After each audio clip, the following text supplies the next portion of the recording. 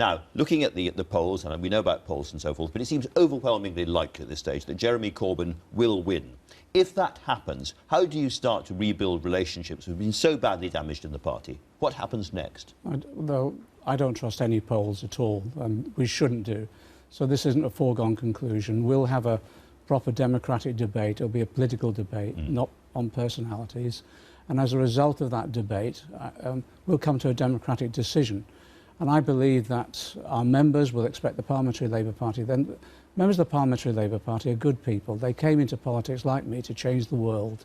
And I believe they're Democrats. They'll respect that decision. But during the leadership process, from the Shadow Cabinet, we've also proposed, and this is one of Andy Burnham's proposals, which we all agreed on, that what we should do is do some mediated negotiations between the Parliamentary Labour Party, the NEC and others. So we use the leadership contest to discuss the issues, but also we use it to, well, heal some of the wounds and bring us together. Do you think that you and Jeremy Corbyn have made some mistakes in your leadership period? And yes. do you think that after this process, you're going to have to do things differently? Oh, yes, of course we've made mistakes, yes. I'm the first to admit that, me more than Jeremy, I think. That's why we've said, if we have this mediated negotiation, we offered it before, let's try again. Tell us what we've done wrong, where you think we could be better, where you think collectively we could be better. And on that basis, I think we could go forward. The vast bulk of the Parliamentary Labour Party just want to get on with the job. We've got a responsibility on our shoulders because this country is facing real challenges now. And yet, day after day, there are sort of terrible stories inside the Labour Party. The latest one, a former close colleague of yours, Seema Malhotra, had her office broken into, she feels, by a member of either your staff or Jeremy Corbyn's staff. What is going on? Seema is a friend. I asked Jeremy to appoint her because I think she's really talented. She's someone we'll build the foundation. She's still a friend? Yes, she is. But let me just explain what happened over that, because I find this really distressing. Seema resigned, unfortunately, a month ago. A month later, we thought she'd moved out of her office. My office manager, who manages the whole Treasury team accommodation and staffing, and has a key to all our rooms, went along, saw boxes outside of her office, thought she'd moved, knocked on the door, never heard anything, went in. Then went back the next morning, did the same thing. Members of Seema's staff were there, and she apologised, and that was it. Let me just finish this, Andrew, because this is extremely serious. I've now got a member of staff. I'll describe her to you. She's a widow with daughters. This is her sole income. This is the woman who went into Seema Malhotra's office. That's right. She's one of the pleasantest, most helpful people I've come across. She's now worried she's going to lose her job and face prosecution because it's being described as a break-in. That's just so distressing. It's unacceptable. Now, what I'm saying I didn't even know from Seema. Seema didn't contact me before she wrote to the Speaker. I got a copy of an email late on Friday night, no phone call, nothing. Then yesterday, my office contacted her to say, look, this has obviously been an error. A month after standing down, we thought she'd moved out. The boxes were outside. And she says her staff felt upset, distressed, harassed, insecure. OK, her staff invited my office manager out for drinks and a meal this week. One of them is an intern, brought her parents to meet her. I don't know what is going on. I don't know. I don't know. Given that there's been distress, great distress, clearly caused on both sides, do you think you should at least apologise to Seema Malhotra for what happened? Of course, if there was a mistake made here, my office manager already apologised. She apologised to the staff and she moved in, thought they'd moved out. Look, we've got to stop this. What camera am I? Am I on this camera? Let me just say let me just say this to Labour Party supporters, Labour members of the Parliamentary Labour Party.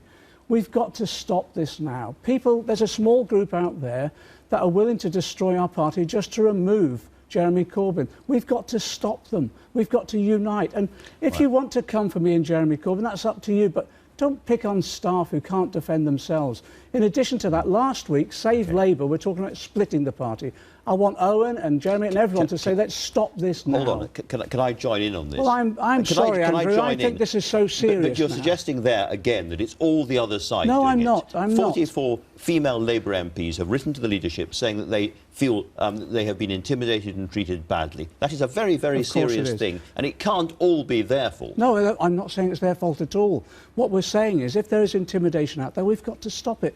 Jeremy Corbyn, time and time again, has denounced people for any forms of abuse, has brought in procedures to tackle that. And we've said we've got to be severe about this as well. If anyone's perpetrating abuse, they should be kicked out of the party. OK, let's turn to policy now. Yes. A very important policy was announced by Jeremy Corbyn this week about big pharma, Pfizer and the other big chemical companies, pharmaceutical companies. And he said that no longer should drug research be farmed out, in his phrase, to them. It should be done by the Medical Research Council inside the NHS. Can you explain more about how this is going to work? He was asked a question at a launch of one of his programmes, and he was arguing that research in this country, not just pharmaceutical research, but right the way across the piece, should be better managed and more effective. So when it came to pharmaceutical research, it should be better managed and better supported. In fact, we should be increasing our resources onto it.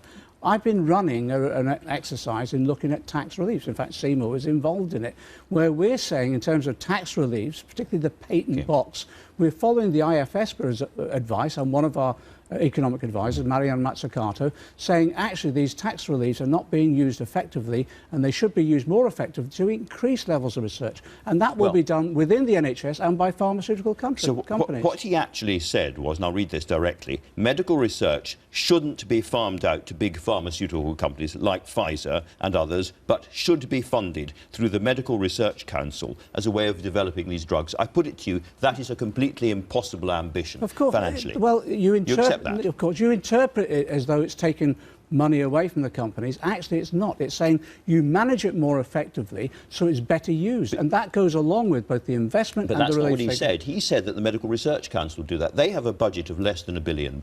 It costs well over £1 billion to bring one single drug to market. He's looking through the Medical Research Council to see how that money is then managed, and that will mean private companies undertaking that research as well. So he misspoke there? No, I don't think he misspoke. I think he's been misinterpreted. But let me say this to you.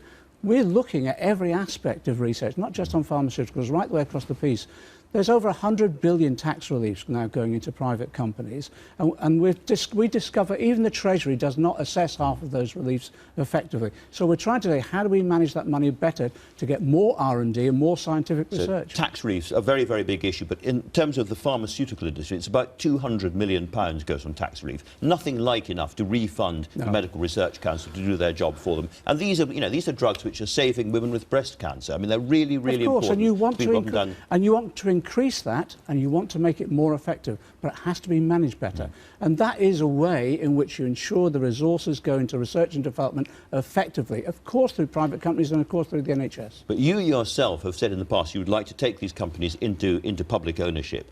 And again, I've got a quote here. You said, and you were talking to the Alliance for Workers' Liberty, and you said, let's look at certain sectors of the industrial sector, see whether or not we should be pursuing a new policy of public ownership, management of the company by the workers themselves and by directly elected representatives of local communities. I'll use the example, you say, of the pharmaceutical industry. Would you like to take those companies into public ownership? I've always argued I'd like to see a public stake within the pharmaceutical industry, so in that way we could bring down the price of drugs, and in that way people could better research and more treatment. Let me just say also, in terms of workers' control and workers' involvement, I'm really pleased Theresa May now has come out in favour of the policy of putting workers on the boards. What a success for us. It's a little different from workers' control. Well, we'll see how she paints that through. But the reason I ask you about this is I put it to you that you are not in the end, there are two kinds of socialism. There's this parliamentary road to socialism, which basically says capitalism is a fantastically powerful and energetic thing. We milk it for taxes, but we support it.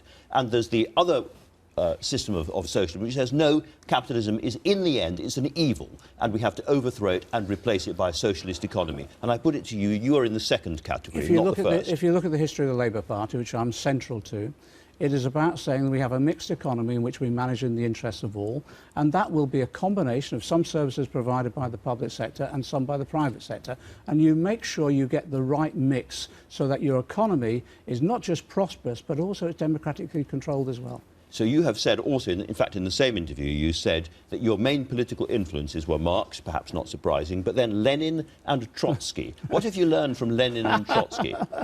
Well, I've learned just what a mistaken bureaucracy can do, and how you have to control a bureaucracy democratically. And that's the analysis, and that's the failures of some of those systems that were developed by them as well. You look at the history of socialism in this country, it draws upon a vast range of philosophers and ideologists, and I'm in the mainstream of that. I'm in the stream of You're not. You're well on the left. You're in the quasi-Trotskyist part of well, I'm sorry, if you look at where Attlee came from, and if you look at even Harold Wilson, Attlee was not a trot. No, he wasn't. No, he wasn't. He was on the left of the Labour Party and constructed our welfare state. That's where I stand. You have said that you regard the Labour Party as a tactic and a vehicle to leave when it's no longer useful. Isn't that why people will say that you are part of what is the famous kind of entryist strategy? I've never said the Labour Party is a vehicle to leave when no longer useful. Someone engaged in a debate as though the Labour Party was a religion. I said, no, it's a vehicle in which we use to achieve socialism. So this is the quote that was in the Sunday Times in March, and you didn't deny it then, but maybe it is wrong. You said, according to them, I'm not in the Labour Party because I'm a believer in the Labour Party as some supreme body or something God-given or anything like that, which sounds like you. It's a tactic. It's as simple as that. If it's no longer a useful vehicle, move on. Yes. What I was trying to argue is that the Labour Party as it now stands... That is a fair quote. What I'm saying is I was arguing the Labour Party as it now stands, if we need to reform it, we should. And that basically my argument is that we rebuild the Labour Party as a social movement. And that's what we're doing. 500,000 members campaigning in their communities, winning elections to local councils, mayor elections, and eventually Parliament. And in that way, you transform society. But because you say if it's no longer a useful vehicle, move on, that is why somebody like Angela Smith, the Labour MP, says it's quite clear from the comments he is following, that's you, broadly an entryist Trotskyist agenda, which is incompatible with Labour values. Well, organisations like Alliance for Workers' Liberty, which I know very well. Yeah, I speak to lots of... I sold their newspaper a long, long time ago. I know where I speak. I speak to lots of organisations. I've just spoken to the Christian Socialist Movement. I just spoke to the CBI last week. I appear on platforms and argue the case. But they are an avowedly Trotskyist organisation, and they're now telling their members to, quote, flood into the Labour Party. So are the Communists, so are the SWP, so many other far-left groups. And every one of them will be vetted. And then we have a vetting system. Do you welcome them? Well, we work on the basis if we can convert people into the Labour Party, so much the better. But if they're coming in for an entryist tactic from the right or left, we have a vetting system which is extremely strict and will prevent people coming in. And that's working. It's operating now. All right. Assuming you win, and I'll assume it for the second, at the end of this summer campaign, you will be left, in a sense, in the same position where you have a leader supported by hundreds of thousands of ordinary party members because of his values and what he stands for, and a large number of MPs who completely disagree with him and don't trust him and don't want to serve under him. And you have to reconcile that. If you are one of those people who went to Jeremy Corbyn rallies yesterday or today or whenever and really want to change society and believe he is the guy and you're the people to do it, don't you have to do something about these MPs? Why should they have MPs in their constituencies who don't support what Jeremy Corbyn and you stand for? I think you underestimate the Parliamentary Labour Party. The vast bulk of the Parliamentary Labour Party, as I said earlier, just want to get on with the job. Well, the vast bulk has no confidence in Jeremy Corbyn. Well, they will respect the democratic mandate that whoever is leader at the end of this election, and I will as well, but whoever is elected will respect their mandate, and people will work together. Why? Because we're faced with severe economic problems and social problems within our society, created by who? A Tory government.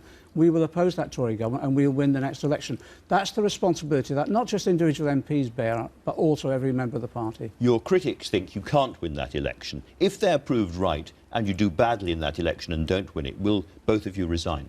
Well, that would be inevitable, wouldn't it? It would be inevitable if you resign. Of course it would. Every Labour leader who loses an election usually goes. But let's look at our electoral practice so far. Won every by-election, increased our majorities, won every mayor election, matched Head Miliband's local government election at the highest they possibly could. All the electoral practice so far we've been successful on. That's why I can't understand some of the criticisms that have been levelled against Jeremy. John McDonnell, thank you very much indeed for talking to us today.